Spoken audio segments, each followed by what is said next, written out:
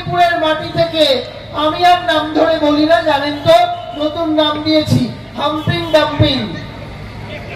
Humping dumping অধিকারী, আপনি শুনে রাখুন, পূর্ব মেদিনীপুরে যেখানে দাঁড়াবেন সেখানে হারাবো, সেই মাটিতে হারাবো। বাংলা থেকে আর খাতা খুলতে হবে না বিজেপিকে। তোমার বাবার জন্ম সার্টিফিকেট আগে দেখাও না, না দেখাতে পারলে বাংলাদেশ যাও। বিজেপির জন্ম ৭৮-এর পরে, তাই এসআইআর করে তাড়াতে হলে আগে বিজেপিকে এবং শুভেন্দুকে তাড়াতে হবে। বিজয় সম্মেলনের মঞ্চ থেকে শুভেন্দুকে বেনজির আক্রমণ তৃণমূলের সুদীপ রাহার। পাঁশকুড়া ব্লক তৃণমূল কংগ্রেস আয়োজিত বিজয় সম্মেলনীতে উপস্থিত ছিলেন তৃণমূল কংগ্রেসের মুখপাত্র সুদীপ রাহা। বিজয় সম্মেলনী মঞ্চ থেকে শুভেন্দু অধিকারীকে বেনজির আক্রমণ করলেন সুদীপ। শুভেন্দু অধিকারীর নতুন নাম হাম্পিং ডাম্পিং বলে মন্তব্য করেন তৃণমূল কংগ্রেসের মুখপাত্র সুদীপ রাহা। পাশাপাশি তিনি আরো বললেন, শুভেন্দু অধিকারী পূর্ব মেদিনীপুরে যেখানেই দাঁড়াবেন সেখানেই ওনাকে হারাবো। বাংলায় থেকে আর খাতা খুলতে হবে না বিজেপিকে। ২০২৬ সালে পূর্ব মেদিনীপুর জেলায় যাতে বিজেপি ঝান্ডা লাগানোর লোক না পায়, তার জন্য এক হয়ে লড়তে হবে। বিজেপি ঝান্ডা থাকবে না, বাংলায় নাকি এনআরসি হবে, এসআইআর হবে। আর এই নিয়ে হাম্পিং ডাম্পিং বলেছেন, ১ কোটি লোকের নাম বাদ যাবে। আরে আগে বলি, তোমার বাবার জন্ম সার্টিফিকেটটা আগে দেখাও, যদি না দেখাতে পারো তাহলে পশ্চিমবঙ্গ থেকে বাংলাদেশে চলে যাও। শুভেন্দু অধিকারীকে এসআইআর করে মেদিনীপুর থেকে বার করে বাংলাদেশে পাঠাও। ৭৮-এর পর যদি কাউকে পশ্চিমবঙ্গ থেকে তাড়াতে হয় তবে ভারতীয় জনতা পার্টিকে আগে তাড়াতে হবে, কারণ বিজেপি পার্টির জন্ম ৭৮-এর পরে। এমনই মন্তব্য করলেন তিনি।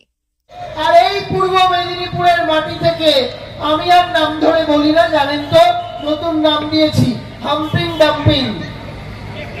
হাম্পিং ডাম্পিং অধিকারী, আপনি শুনে রাখুন, পূর্ব মেদিনীপুরে যেখানে দাঁড়াবেন সেখানে হারাবো, সেই মাটিতে হারাবো। বাংলা থেকে আর খাতা খুলতে হবে না বিজেপিকে। মাতঙ্গিনীর মাটিকে, সুশীল ধারার মাটিকে বিজেপির কাছে বিক্রি করে দেবেন, আর বাংলার বাংলা চুপ করে থাকবে, বাংলার মাটি চুপ করে থাকবে। আপনারা মানবেন? আপনারা মানবেন? ১০০ দিনের কাজের টাকা কেটে নিয়ে চলে গেছে কে? কে? জোরে বলুন, কে কেটেছে ১০০ দিনের কাজের টাকা? বিজেপি। যে বিজেপি ১০০ দিনের কাজের টাকা কেটেছে, যে বিজেপি আপনার আবাসের ঘরের টাকা কেটেছে, যে বিজেপি আপনার জল জীবন মিশন, জল স্বপ্ন প্রকল্পের টাকা কেটেছে, সেই বিজেপির বিরুদ্ধে ২০২৬-এ পূর্ব মেদিনীপুর জেলায় বিজেপি যাতে ঝান্ডা বাঁধার লোক না পায়, তার জন্য এক হয়ে লড়তে হবে। বিজেপি ঝান্ডা থাকবে না, থাকবে না, থাকবে না। বাংলায় লক্ষ্মীর ভান্ডার থাকবে। মায়ের লক্ষ্মীর ভান্ডার হচ্ছে তো? পাচ্ছেন লক্ষ্মীর ভান্ডার? একটু হাত তুলে বলুন, হাতগুলো দেখাও, আমাকে দেখাতে হবে না, মায়েদের হাতগুলো দেখাও, মায়েদের হাতগুলো দেখাও। টিভি চ্যানেল, পোর্টাল মিডিয়া যারা মিথ্যাচার করে, মায়েদের হাতগুলো দেখাও।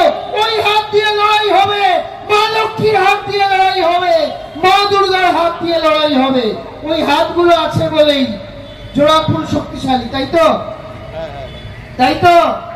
এখন কি বলছে? এনআরসি হবে, এসআইআর হবে। বাংলায় নাকি এনআরসি হবে, এসআইআর হবে। আর কালকে হাম্পিং ডাম্পিং বলেছে ১ কোটি লোকের নাম বাদ যাবে।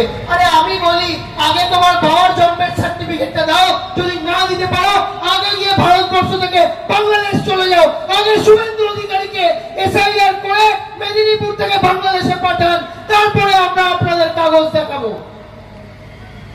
এই যে জেঠুরা বসে আছেন, এই যে তিলক টিপে দাদু বসে আছেন, নরেন্দ্র মোদী আপনার জন্মের সার্টিফিকেট চাইছে।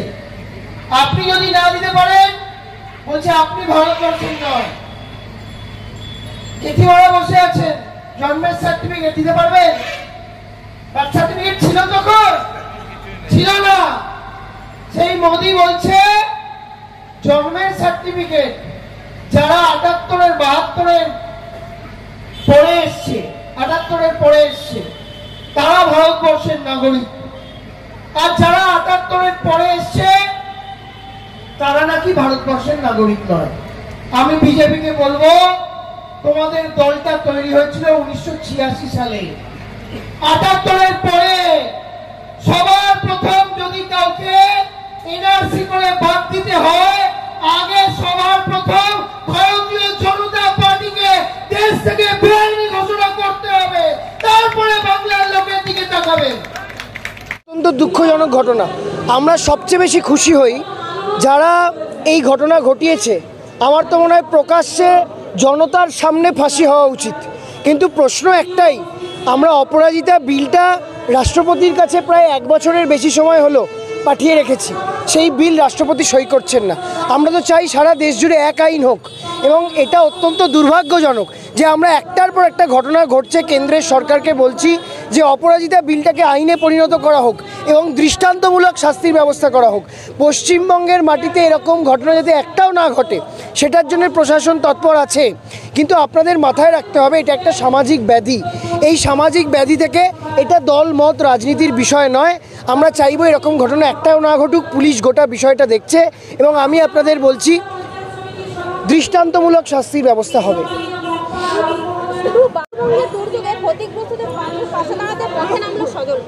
কে সজল ঘোষ পথে নামছে কেন? সজল ঘোষকে বলুন পিএম কেয়ারসের টাকাটা দিতে।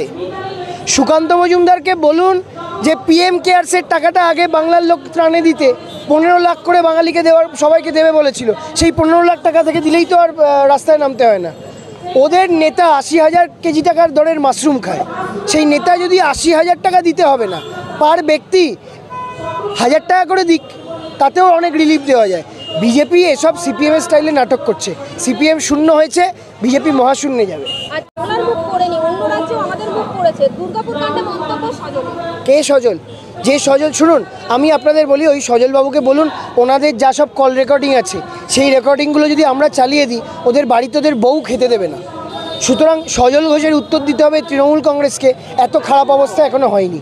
তাই আমি আপনাদের বলছি ওনাদের বলুন যে আগে অমিত শাহদের দেখতে, উত্তরপ্রদেশে গুজরাট দেখতে, হাথরাস দেখতে, ও গোধারা দেখতে কি করেছিল বিজেপি। সব বিজেপি ন্যাশনাল এনসিআরবি রিপোর্ট অনুযায়ী কলকাতা সারা ভারতবর্ষের মধ্যে সেফেস্ট সিটি। বিজেপির লজ্জা করে না সব কথা বলতে? মা ওয়েলফেয়ার ফাউন্ডেশন নেশা মুক্তি ও পুনর্বাসন কেন্দ্র। বিজ্ঞানসম্মত আধুনিক পদ্ধতি ও অভিজ্ঞ চিকিৎসকদের দ্বারা চিকিৎসা ও কাউন্সেলিং করানো হয়। নেশার প্রবণতা থেকে বের হওয়ার জন্য চাই সৎ ইচ্ছা। এই নেশাসক্ত ব্যক্তিদের নানান সমস্যার সম্মুখীন হতে হয়। তারা চাইলেও এই পথ থেকে বেরিয়ে আসতে পারেন না, হতাশ ও একাকিত্ব বোধ করেন। তাদের ভুল পথ থেকে স্বাভাবিক জীবনে ফিরিয়ে আনতে আমরা বদ্ধপরিকর। মাদকাসক্ত ব্যক্তি পাগল নয়, খারাপ নয়, তারা শুধুই অসুস্থ। প্রয়োজন শুধু সঠিক চিকিৎসা। আপনার সন্তান কোথায় যায়, কাদের সাথে চলাফেরা করে, নিয়মিত স্কুল কলেজ যায় কিনা, অপ্রয়োজনে বাড়ির বাইরে থাকে কিনা, অস্বাভাবিক জীবন যাপন করে কিনা, আপনি যা অর্থ দেন তা সঠিকভাবে ব্যয় করে কিনা, পারিবারিক অশান্তি, শারীরিক অত্যাচার, স্ত্রী পরিজনকে অকারণে সন্দেহ, অবিশ্বাস, কর্মক্ষেত্রে অবনতি, মাত্রাতিরিক্ত আর্থিক চাহিদা বেড়ে গেছে, তার মানে আপনার প্রিয়জন তীব্র নেশাগ্রস্ততায় বা মানসিক সমস্যায় ভুগছেন। নেশামুক্তি ও মানসিক রোগের নিরাময় ও কাউন্সেলিং কেন্দ্র এখন বেলদায়। মদ, গাঁজা, ড্রাগস ও ইত্যাদি বিভিন্ন ধরনের নেশা এবং মানসিক রোগের চিকিৎসা করতে হলে আজই আসুন মা ওয়েলফেয়ার ফাউন্ডেশন। এখানে আমাদের চিকিৎসা পদ্ধতি: 1. নেশাগ্রস্ত রোগী এবং তার পরিবারের কাউন্সেলিং এর ব্যবস্থা। 2. নিয়মিত যোগ, প্রাণায়াম ও ধ্যানের মাধ্যমে এবং মোটিভেশনাল ক্লাসের মাধ্যমে রোগীকে সুস্থ করা। 3. নিয়মিত ডাক্তারি পরিষেবা ও অভিজ্ঞ সাইকোথেরাপিস্ট দ্বারা কাউন্সেলিং এর ব্যবস্থা প্রদান। 4. প্রত্যেক রোগীর নিজস্ব শারীরিক এবং সামাজিক বৈশিষ্ট্য অনুযায়ী পৃথক পৃথক কাউন্সেলিং এর ব্যবস্থা, অভিজ্ঞ পরামর্শদাতার পরামর্শ প্রদানের ব্যবস্থা। 5. অনিচ্ছুক রোগীদের বাড়ি থেকে চিকিৎসা কেন্দ্রে নিয়ে আসার ব্যবস্থা করা হয়। বিশ্ব স্বাস্থ্য সংস্থা দ্বারা অনুমোদিত মদ, গাঁজা, ড্রাগস ও মানসিক রোগে চিকিৎসা করতে হলে আজই আসুন মা ওয়েলফেয়ার ফাউন্ডেশন বেলদা থেকে। যোগাযোগ করুন আমাদের সঙ্গে। Mobile number 9144587202। মা ওয়েলফেয়ার ফাউন্ডেশন, বেলদা, কেশিয়ারি মোড়, রেলগেটের কাছে, মোহাম্মদপুর।